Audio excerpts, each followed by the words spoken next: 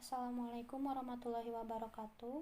Nama saya Takiyah Nabila, NIM 119700173. Di sini saya akan menjelaskan tentang ruang vektor hingga basis. Namun sebelumnya saya akan menjelaskan sedikit mengenai vektor untuk menunjang pemahaman pada materi ini. Langsung saja. Misalkan kita memiliki vektor 21, maka apa artinya?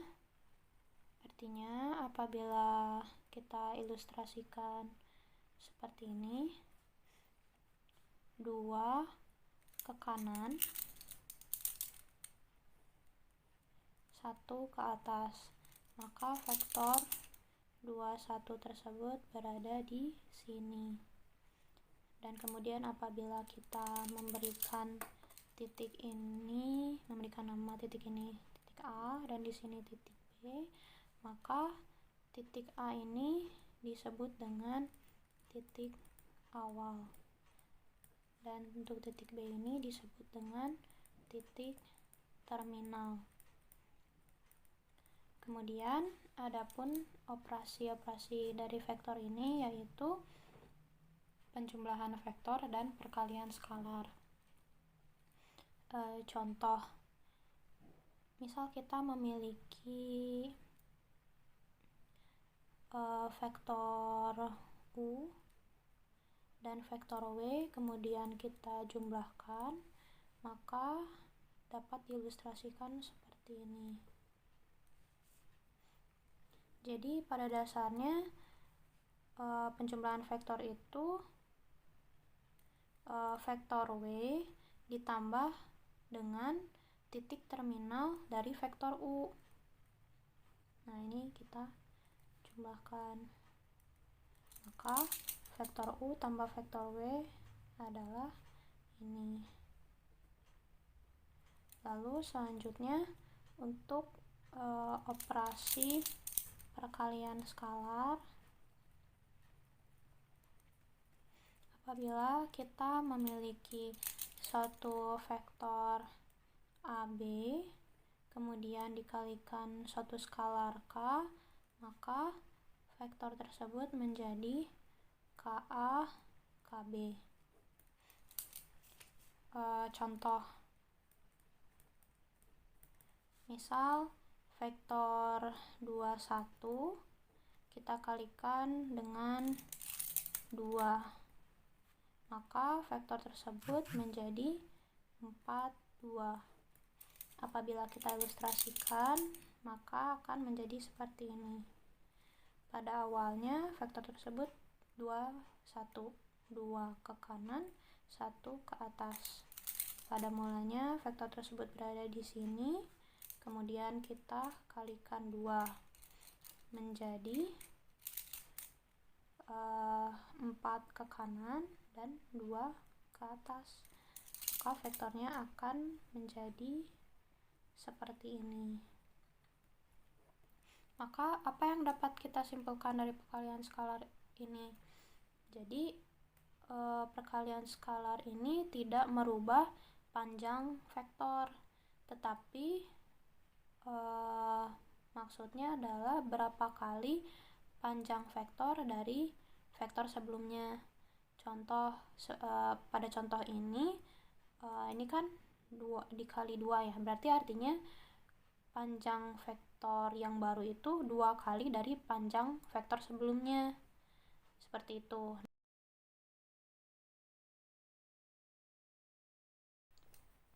Apabila kita mempunyai suatu himpunan vektor berupa V1, V2,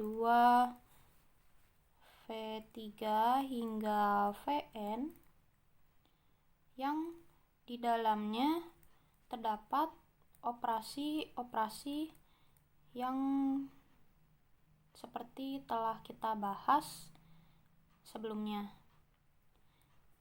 yaitu penjumlahan vektor, dan perkalian skalar. Dan operasi-operasi ini harus memenuhi 8 aksioma. Apa sajakah aksioma-aksioma tersebut?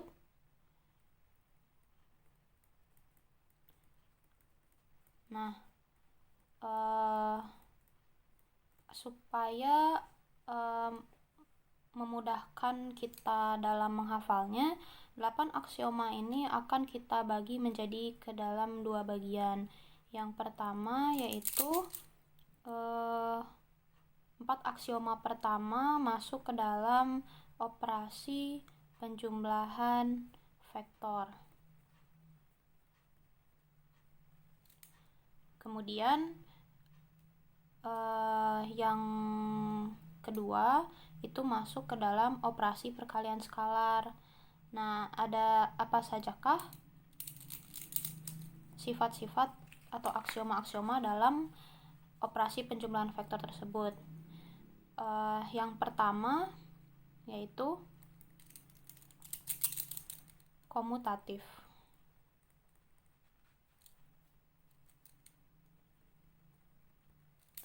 Komutatif itu apa sih? Komutatif itu penjumlahannya boleh dibalik. Ini supaya agar kita dapat mudah menghafalnya gitu ya. Komutatif itu penjumlahan yang boleh dibalik. Atau kita dapat mendefinisikannya sebagai M ditambah N sama dengan N tambah M. Untuk setiap N, untuk setiap M dan N di V. Kemudian selanjutnya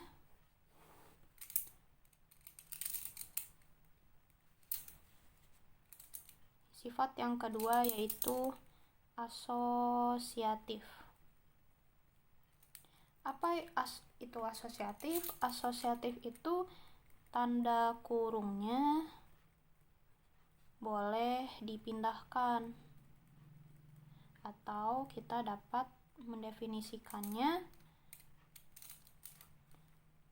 M ditambah N ditambah Z sama dengan M ditambah N tambah Z. Jadi dalam kurungnya ini boleh dipindahkan. Yang asalnya dalam kurungnya itu di M tambah N, itu menjadi dalam kurungnya di N tambah Z.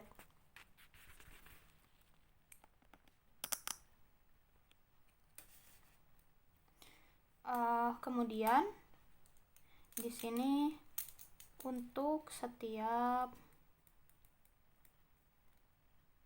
M, N, Z di V.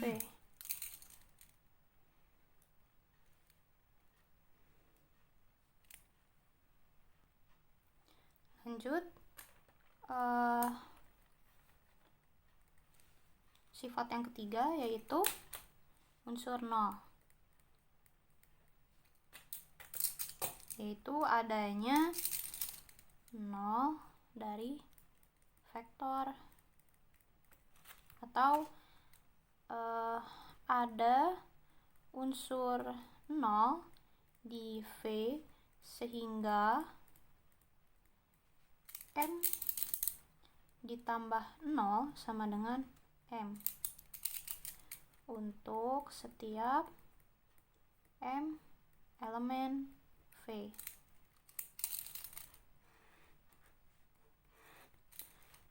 Kemudian untuk sifat yang keempat yaitu inverse. Ada negatif M di V sehingga M ditambah minus M sama dengan minus M ditambah M sama dengan 0.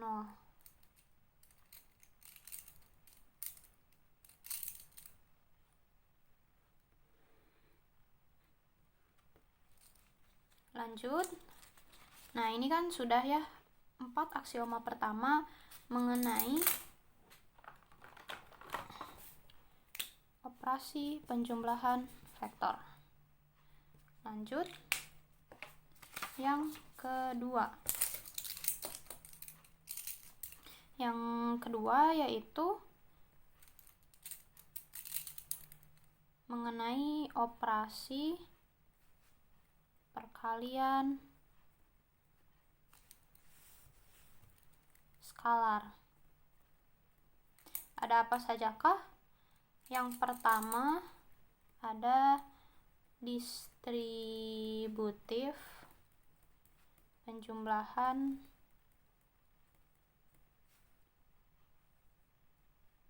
vektor.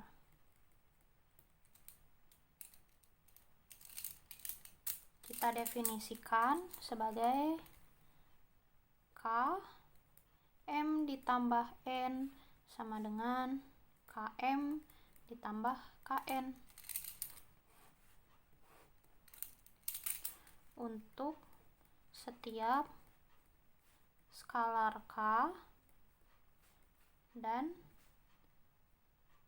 setiap M dan N merupakan elemen dari V. Atau ini jadi ini K itu merupakan skalar dan M dengan N itu merupakan vektor. Kemudian 2 distributif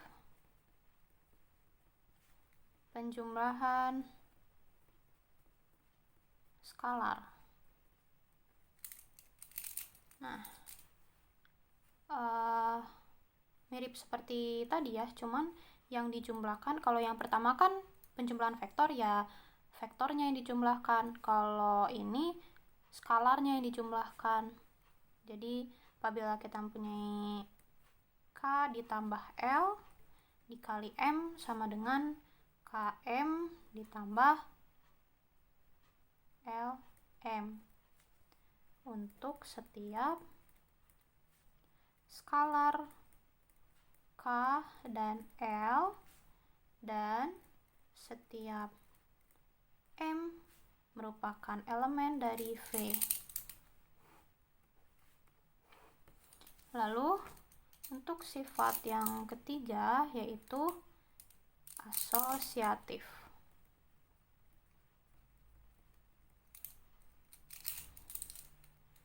Apabila K dikali L kemudian dikali M, maka K dikali LM untuk setiap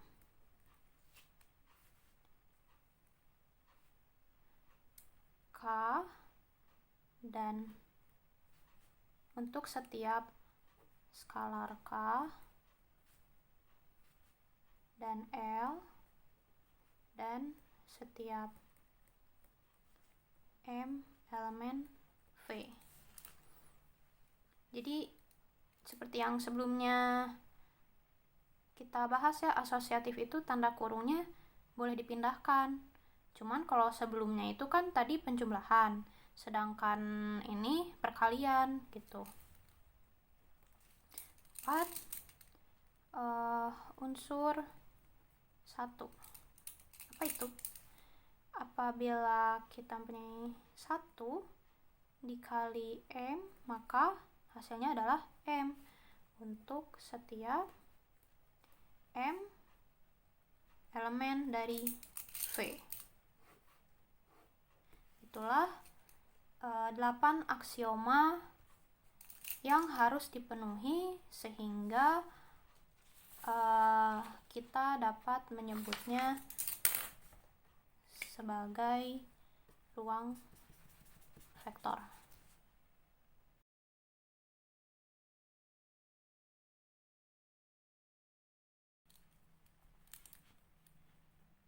Suatu himpunan pasti memiliki himpunan bagian.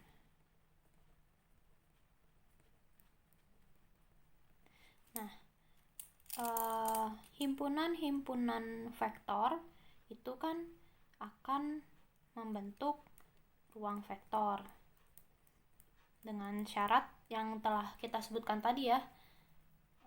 Himpunan-himpunan vektor yang dioperasikan, yang di dalamnya terdapat operasi penjumlahan vektor dan perkalian skalar dan memenuhi syarat 8 aksioma dan bersifat tertutup akan membentuk suatu ruang vektor. Yang intinya suatu himpunan vektor bisa membentuk ruang vektor. Nah, begitupun dengan himpunan bagian. Himpunan bagian ini juga bisa membentuk ruang bagian dengan syarat operasi ini bersifat tertutup.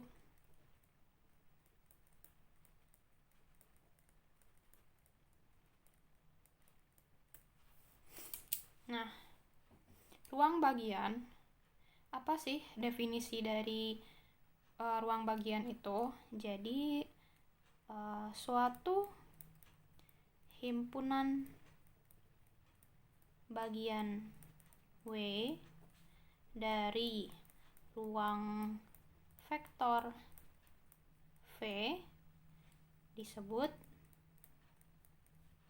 dengan subruang atau ruang bagian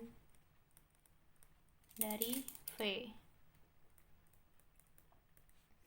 Jika W sendiri adalah ruang vektor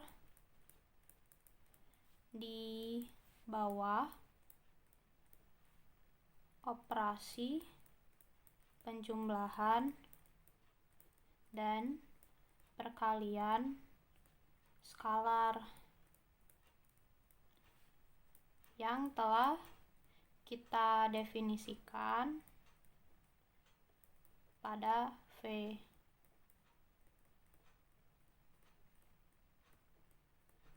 Nah, ada teorema satu subruang.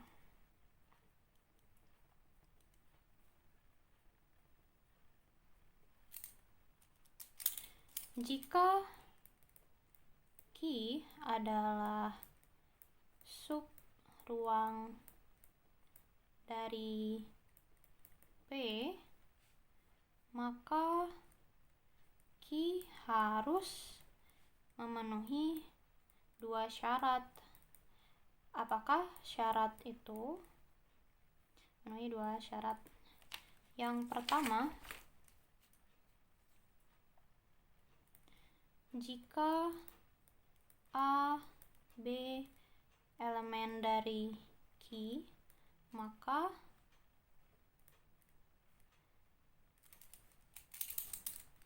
A tambah B elemen Q. Kemudian yang B, jika K sembarang skalar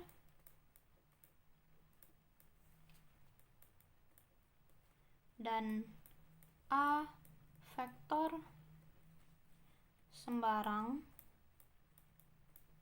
dalam Q, maka KA elemen dari Q. Seperti itu. Kemudian kita lanjut, terdapat teorema dua subruang.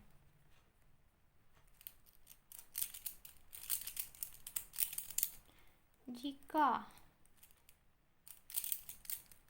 A kali vektor X sama dengan 0 adalah suatu sistem linear homogen dari M persamaan dan n variabel, maka himpunan vektor penyelesaiannya adalah subruang dari Rn, dengan catatan sistem linier homogen adalah sistem persamaan linier dengan konstanta 0. Misalnya, contoh 2x tambah 3y sama dengan 0, x min 4y sama dengan 0.